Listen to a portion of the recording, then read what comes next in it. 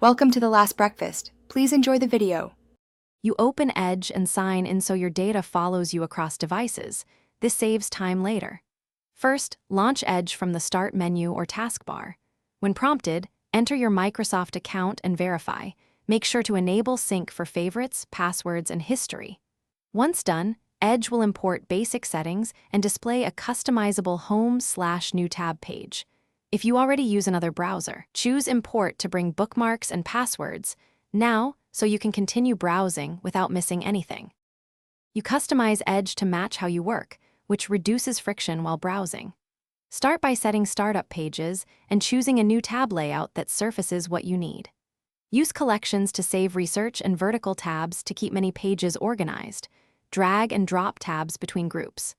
Install extensions from the Microsoft Store or Chrome Web Store for ad blocking, password management, or productivity. Make sure to allow necessary permissions. Once setup is tidy, your workflows become faster and less distracting. You finish by locking down security and ensuring reliability. Enable Microsoft Defender Smart Screen and Site Isolation to block malicious sites and reduce cross-site risks. Check privacy settings to limit tracking. Make sure Edge auto-updates by visiting edge/settings/help and installing any pending updates. If pages misbehave, try clearing cache, disabling extensions, or using profile repair from settings. As a last resort, reset or reinstall Edge to restore default behavior. If an update